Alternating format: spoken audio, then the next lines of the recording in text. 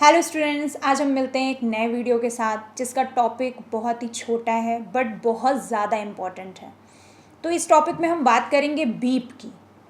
Beep यानी sound. Sound means buzzer. तो आज हम बज़र की बात करेंगे कि ये बीप का मतलब रिपेयरिंग में क्या होता है और बीप से टेक्नीशियन स्टूडेंट समझते क्या है कि बीप का क्या मतलब है। अगर कोई कंपोनेंट बीप दे रहा है तो वो क्या है। तो बीप के दो मतलब होते हैं। पहला होता है शॉर्ट, शॉर्ट यानी कोई चीज़ शॉर्ट हो गई है, और दूसरा बीप का मतलब होता है ओके, यानी वो कंपोनेंट ओके है।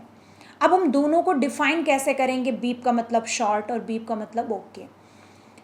तो अगर कोई वायर है, किसी भी कंपोनेंट के अंदर वायर पड़ा है, तो अगर उसमें बीप आ रही है इट मीन्स वो कंपोनेंट ओके है।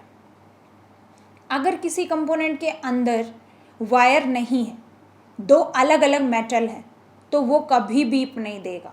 अगर वो बीप दे जाता है इट मीन्स वो जो दो अलग अलग मेटल हैं वो शॉर्ट हो गए हैं, यानी टच हो गए हैं। जैसे इसका सबसे बड़ा एग्जांपल है, जो रास्ते में वायर होते हैं फेज़ न्यूट्रल के, जो खंभे से आ रहे होते हैं, उनके ऊपर प्लास्टिक लगी होती है।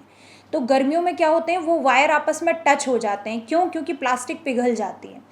तो जब वायर टच हो जाते हैं तो क्या होता है, स्पार्किंग होती है, यानी वो क्या हो गए, शॉर्ट हो गए। तो सेम वैसे ही दो मेटल अगर आपस में टच हो जाते हैं इट मीन्स कि वो शॉर्ट हो गए। तो उसमें अगर बीप आती है इट मीन्स कि उसे हमें फ़ोन से निकालना पड़ेगा। उस कंडीशन में फ़ोन के अंदर शॉर्टिंग होगी। अब शॉर्टिंग होगी कहाँ?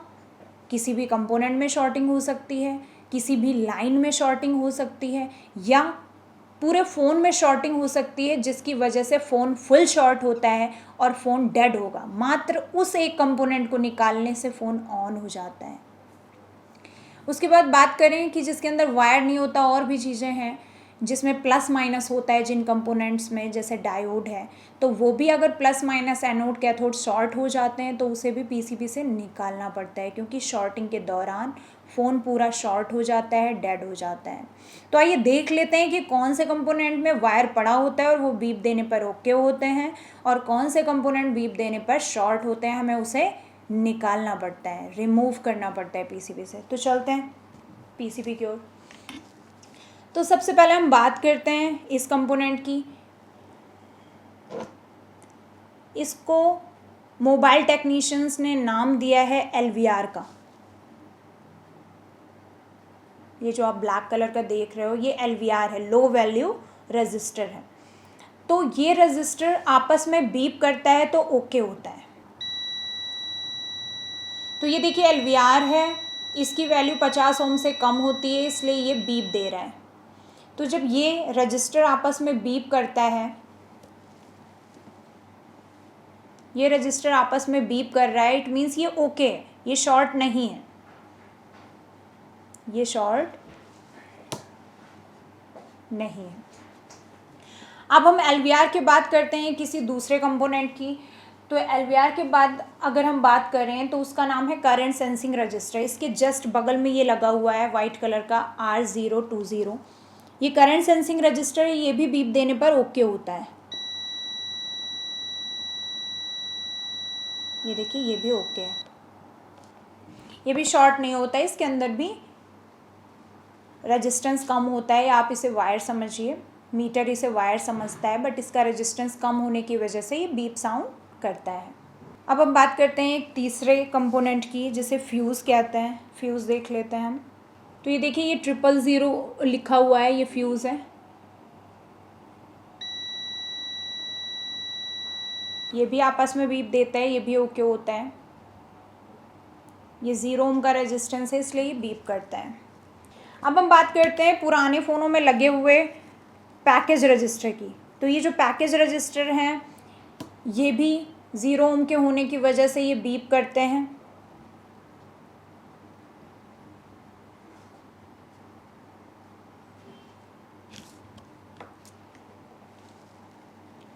ये देखिए ये लगे हुए हैं 4 पैकेज रजिस्टर। ये एक ने बीप दिया,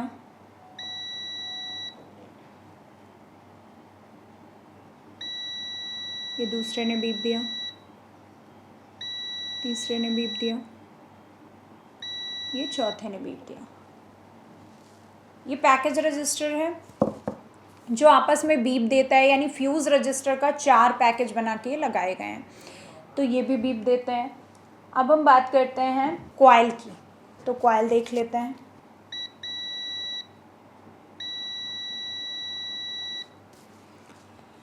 तो देखिए एक और कॉइल पे हम देखते हैं, तो ये हम देख रहे हैं ये कॉइल है, तो ये मैट ब्लैक कॉइल है।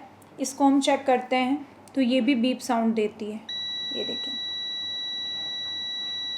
तो इसके अंदर भी वायर होता है, तो इसलिए ये बीप देने पर ओके होती है। अब हम नेक्स्ट बात करते हैं बूस्ट कॉइल की और बक कॉइल की। तो बूस्ट कॉइल, बक कॉइल अगर ऊपर से उसका फिजिक देखें तो सेम ही होता है। तो ये देखिए लगी हुई हैं,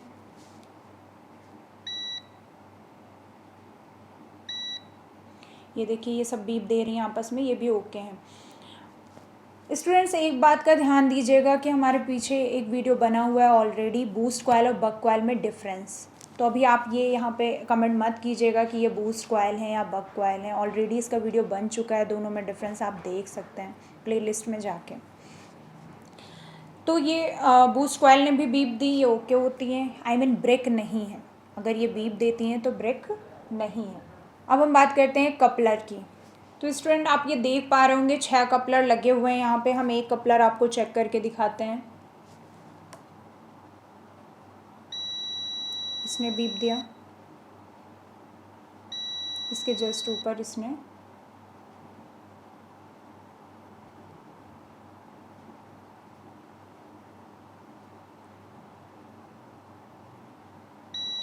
बीप दिया। तो ये कपलर भी ओके, यानी डबल कॉइल है, जो दोनों ही कॉइल आपस में बीप दे रही हैं, इट मीन्स ये भी ओके हैं। तो आपने देखा कि कई सारे कंपोनेंट हैं जो बजर रेंज पे बीप दे रहे हैं और उनके अंदर वायर या उनका जो रेजिस्टेंस है वो बहुत कम होता है, जिसकी वजह से वो बीप देते हैं और वो सही है। हम फिर से नाम काउंट कर दे रहे हैं। LVR, पहला है LVR लो वैल्यू रजिस्टर, दूसरा है करंट सेंसिंग रजिस्टर, तीसरा है आपका फ्यूज़ रजिस्टर, चौथा है आपका कॉइल, पांचवा है बूस्ट कॉइल, छठा है बक कॉइल, सातवां है EMI फ़िल्टर, आठवां है लो वैल्यू पैकेज रजिस्टर और नवा है आपके अगर फ्यूज़ रजिस्टर पैकेज में लगे हैं तो। ये 9 कंपोनेंट है जो बीप देने पर एकदम ओके होते हैं। इनके अलावा अगर कोई 10वां कंपोनेंट बीप देता है तो वो ओके नहीं है। तो ये कंपोनेंट अगर बीप नहीं देते हैं तो ब्रेक हो जाते हैं, यानी बीच से टूट जाते हैं। इनमें हम जंपर यूज़ कर सकते हैं और कुछ कंपोनेंट हैं जिनमें जंपर यूज़ नहीं कर सकते हैं। तो इस वीडियो में इतना। नेक्स्ट वीडियो हम लेकर आएंगे कि कौन से कंपोनेंट हैं जो बीप देने पर शॉर्ट होते हैं। तो इस वीडियो में इतना। थैंक यू, धन्यवाद।